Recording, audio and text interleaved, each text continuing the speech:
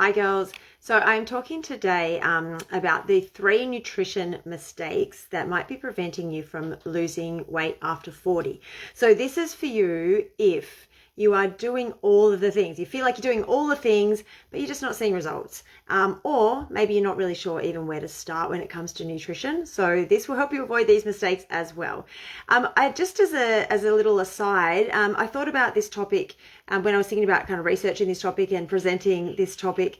I'm going to do a separate live video on the topic of maintaining that weight loss, because I know for a lot of you, you have no trouble potentially losing the weight, but you really struggle to maintain what you're the weight that you lose. And so that's another issue in and of itself. You know, the plan or the method by which you are losing the weight is not sustainable. So that's going to be another topic for another day.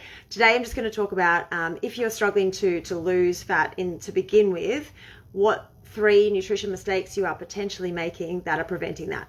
So let's get stuck straight into that. So number 1, and this is probably the one that I see most often, is that you are eating healthily, but you're not tracking or measuring in any way, shape, or form how many calories you're eating.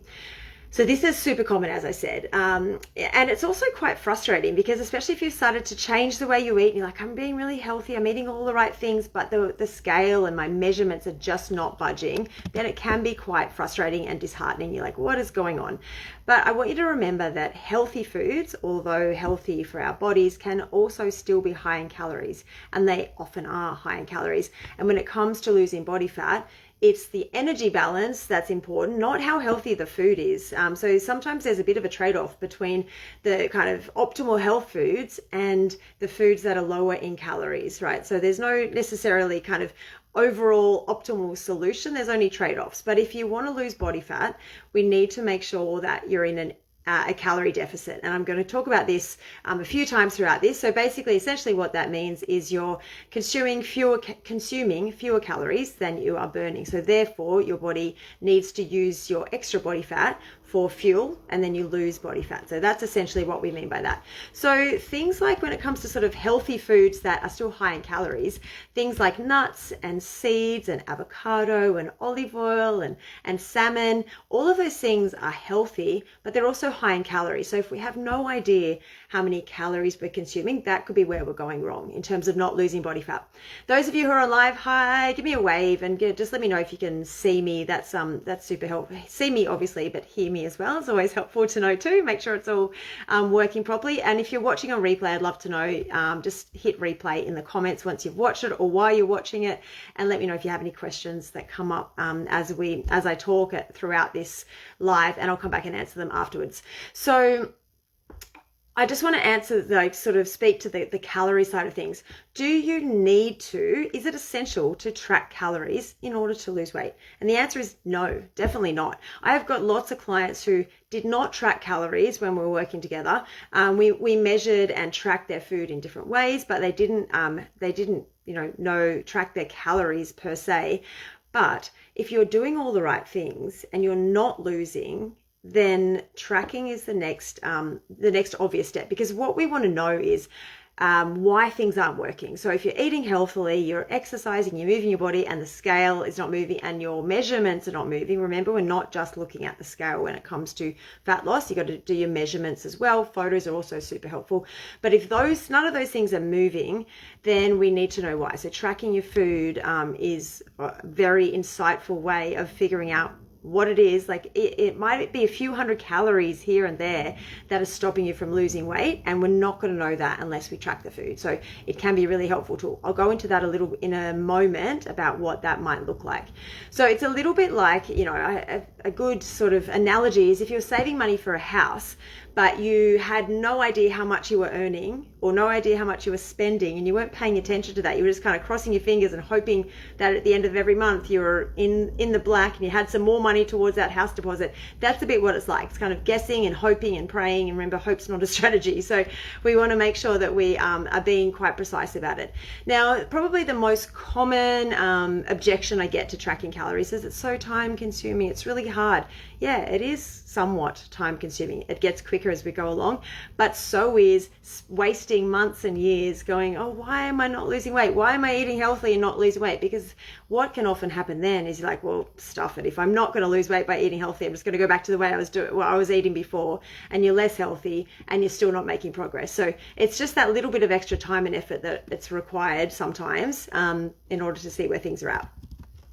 So let's move on to number 2. So maybe you are tracking, maybe you've already started that process. You're like, okay, well, I need to know how much I'm consuming, so I'm tracking my food. But you're potentially, and again, this is quite a common thing that I see, you're not tracking consistently or precisely. So you might be missing weekends, like you track Monday to Thursday and then there's some big blank spaces Friday, Saturday, Sunday, or you're not including everything you eat. You kind of just here and there, like it's a bit of a highlights reel, like, oh yeah, that was healthy, I'm going to put that in, and that wasn't so good, so I'm just going to forget that ever happened. Or you're eating out a lot. It's really hard to guesstimate when you eat out a lot. So sometimes, again, there's a bit of a trade-off. If you are in a phase where you really, like, you know you want to lose these 5 or 10 kilos, then you may need to eat out a little less often than you would like to, because as I said, it's very hard to estimate calories when you're eating out a lot. So if you're eating out once a week or once a fortnight, it's not such a big deal. But if you're someone who eats out a lot, then that might be preventing you from tracking accurately. Guessing and not measuring, also things that can sort of halt that progress and make it really difficult to make some actual judgment calls around how much you're measuring and tracking. There's also a little bit of a nuance to this. So potentially you are tracking precisely, you're being diligent, you're tracking every meal, you're tracking every day, you're not missing weekends, but you're not being persistent or patient with it. So I see people who track for 2 weeks and then they're like, nothing's moving, nothing's happening, stuff like this is not working. A week or 2 is not enough time to see if things are working or not. I always recommend with clients that they track for at least 4 weeks, so we get some good solid data in front of us of how many calories, what your macros look like, what your activity level is like as well. So 4 weeks of solid data, and then if nothing is still happening, then we move on to the next step, which is changing the plan. So I just want to point out that there's a difference between not being patient when results are slow, like if things are going slowly, but they're still moving in the right direction, that is progress. And also sticking to something that's just not working. So beyond 4 weeks, if nothing's moving, if your measurements haven't changed, your photos, and the scale, if nothing's moving, then we need a new plan. So number 3 in the most common nutrition mistakes I see people make is not adjusting your goals according to the results that you're getting. So just say you've got 4 weeks where you have tracked consistently, you have stuck to that calorie deficit that you've worked out is appropriate for someone of your height, weight, age, gender, activity levels. Then you get to the end of the 4 weeks and you're like, I have tracked consistently and still nothing has budged. I'm in a calorie deficit. What's going on? This whole calorie deficit thing is a load of crap and it's not working. So people, I think, sometimes forget that calorie calculators, these numbers that are spit out based on those variables that I just mentioned, are an estimate. They are not law. They are not like, this is your calorie deficit no matter who you are and what you do and what your hormones look like.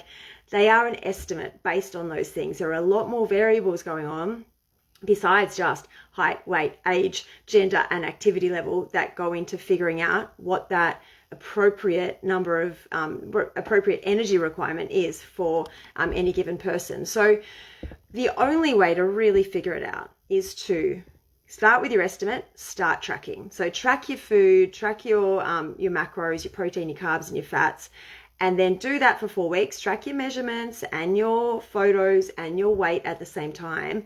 And then if you're losing weight, great, you are in a deficit. If you're not losing weight, you're not in a deficit. That's just how it works, right? So what we need to then do is adjust the numbers. So if you've tracked consistently, fantastic. That means we've got good, solid 4 weeks of data to go, okay, well, this number is not an appropriate deficit for you. Do we need to change the macros, like increase your protein or change those around a little bit, or drop the calories a little bit, not too much, or increase your incidental exercise? There's all sorts of levers we can play around with to get the result, but we need to change the plan. So just being super rigid, and I see women get frustrated when they're in a calorie deficit, they're being accurate, but things aren't moving. Well, then we need to change the plan. So those three things are the biggest mistakes I see in terms of nutrition and not seeing results. I just want to touch on one thing at the end there, because this is something that I hear a lot as well. So when it comes to a calorie, that calorie deficit, that energy balance, yes, it's an estimate, but we need to remember as well that there are a lot of things. So when people say it's not just about calories in, calories out, there's more to it than that. Yes and no. So it is about calories in and calories out and that balance of macronutrients, but also we need to remember there are quite a lot of things, particularly for women and particularly for women over 40, that can impact our calories out. So there are a lot of variables that might impact how much energy you expend in any given day or any given week. Things like your thyroid hormones, your sex hormones to some extent, your energy levels, so which might be impacted by low iron or low B12 or low vitamin D, all of these things that we need to make sure that we have a look at on the back end, like make sure that those things are all running smoothly and that are optimal, because that's going to give us the best chance of being able to lose body fat without having to really restrict calories and restrict energy, which is not where we want to be. We want to be making sure that if fat loss is a goal for you, that you are still eating an appropriate number of calories, not restricting too much, because you're going to have low energy and that's going to slow you down in the long term. But that things like your thyroid, get that checked and make sure, I did a video a few weeks ago on that, or a couple of months ago now, but it's still up in the group, on if your blood tests come back normal. So if you haven't done that recently, quickly watch that video, and I've got a blood test referral sheet, something that you definitely want to get checked out. If you feel like, okay, again, I'm doing all the things right, I'm tracking, I'm in a calorie deficit, I'm moving, and nothing's moving, and I don't want to restrict my calories anymore, we might need to have a look at your thyroid and your iron and your B12 and vitamin D, and things that are going to impact your energy, and that energy out is really important too. One more thing I want to touch on, because there's often a question or two about can I, like, maybe the reason I'm not losing weight is because I'm in starvation mode, I'm eating too few calories. So I just want to bust that myth right here, right now. There is no such thing.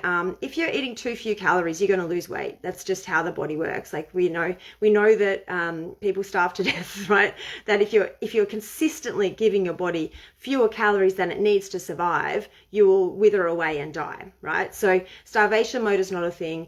What can happen is if you're restricted calories, and you have been for a long period of time, you've got a long history of dieting, your metabolism could be down-regulated. So we might need to work to increase that metabolism back up to a point where you don't have to be on 800 calories in order to lose weight, because no one wants to live like that.